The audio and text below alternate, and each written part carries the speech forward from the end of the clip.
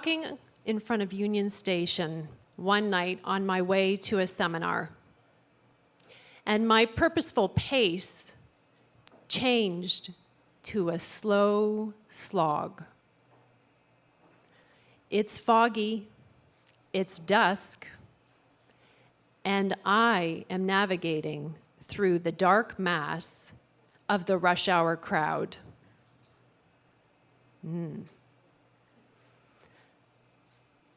Yes, commuters focused on their phones, commuters dashing to their train like they're Olympic athletes sprinting to the finish.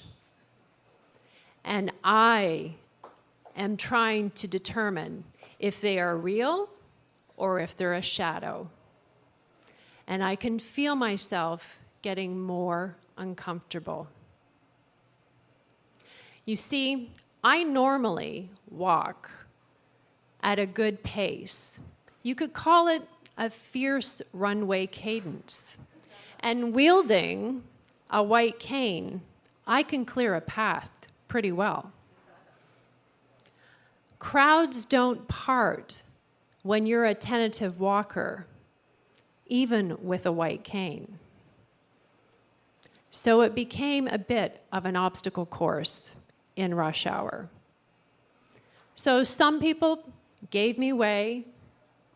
Other people, well, at the last second, they would jump over my stick like they were channeling a Highland dancer. Others, well, they weren't so lucky as I made contact. Yeah, not good. So every step that I took, I got more and more uncomfortable.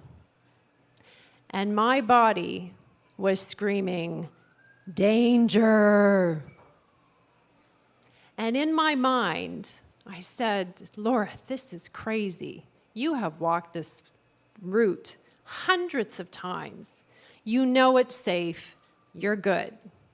Yeah, not so much. My body was in full high alert. The tingling sensation going up my spine, the knot in the pit of my stomach, my palms were clammy, my legs felt like lead.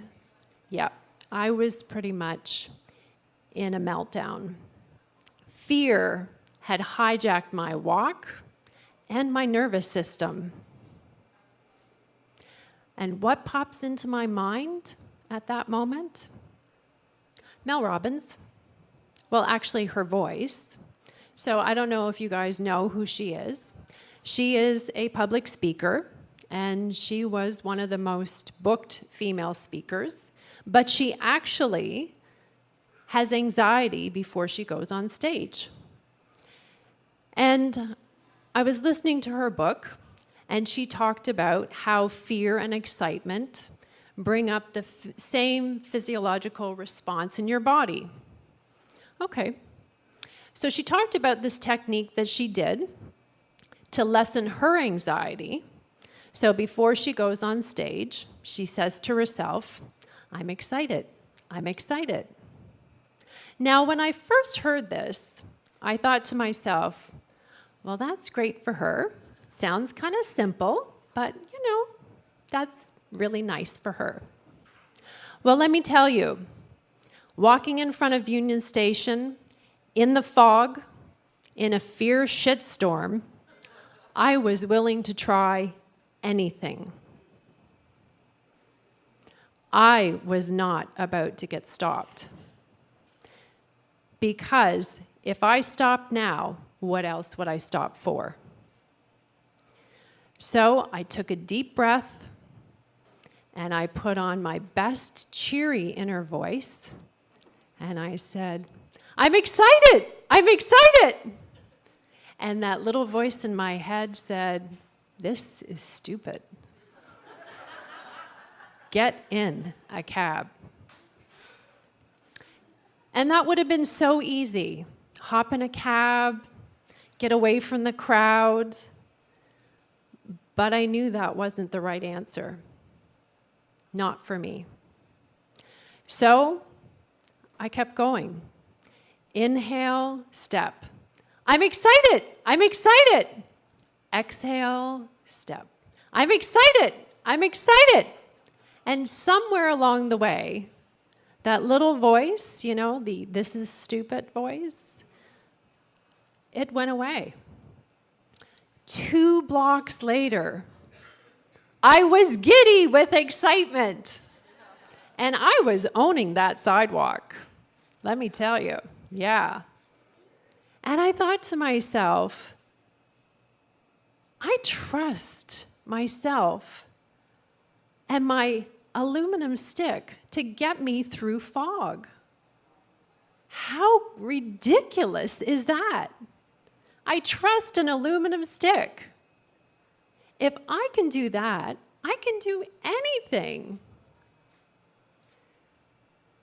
And what I got then was so profound that I can choose my experience.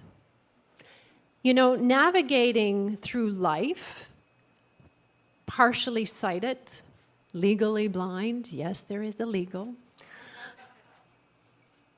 it can be challenging, but it can be as challenging as I choose it to be.